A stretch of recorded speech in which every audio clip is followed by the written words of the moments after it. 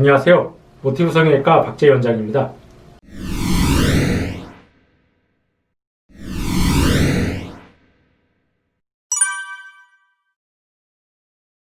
네, 이제 뒤트임에 대해서 이제 환자들이 오해를 하거나 편견을 가지고 있는 경우들이 가끔 있습니다.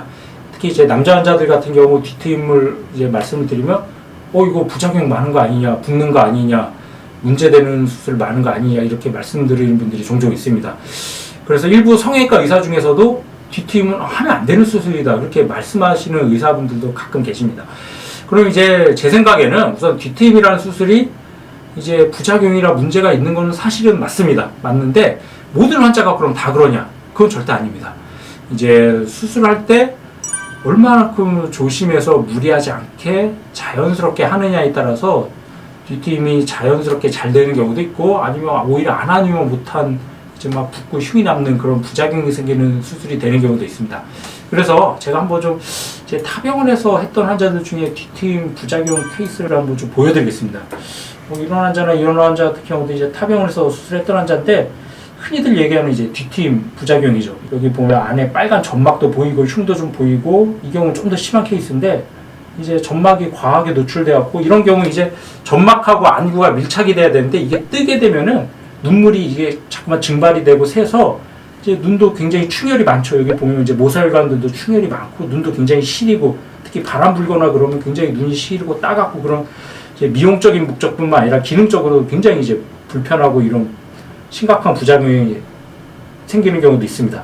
그럼 이런 부작용이 왜 생기느냐? 이거 부작용을 뭐 피할 수 있는 방법은 없느냐? 당연히 있습니다.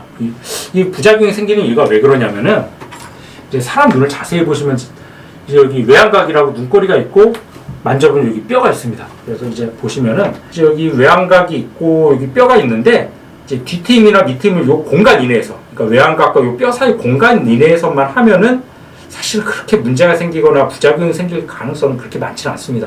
보통 환자들 여기 이제 눈꼬리랑 뼈 사이 공간이 이렇게 뒤트임을 해야 되는 케이스들은 이제 안구 폭이 이제 작기 때문에 사실은 공간이 많지는 않습니다. 그런 경우 이제 뭐 환자도 그렇고, 선생님 최대한 좀 많이 터주세요, 길게 해주세요, 뭐 눈꼬리 많이 내려주세요 하다 보면 의사도 이게 약간 가끔 무리하게 욕심내서 하는 경우가 생길 수밖에 없습니다. 그래서 절개를 외양각과 뼈 사이 공간 이내에서만 하면 큰 무리는 없는데, 이 절개를 뼈 밖으로까지 길게 해버립니다.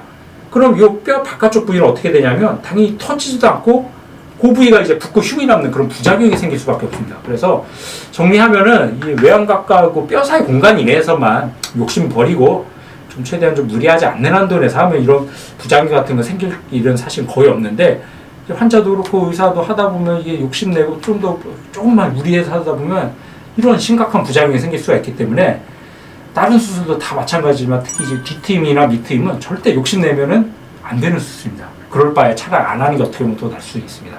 그래서 정리하면 이제 뒤트임이나 밑트임 같은 경우가 다 뭐 100% 부작용이 생기고 문제가 생기는 수술은 아니지만, 이제 부작용이 생길 가능성이 높은 수술은 또 사실이긴 합니다. 그래서 그런 부작용이나 문제점을 피하기 위해서는 최대한 좀 무리하지 않는 한도 내에서 공간 이내에서 해야지 안전하고 부작용이 없게 됩니다.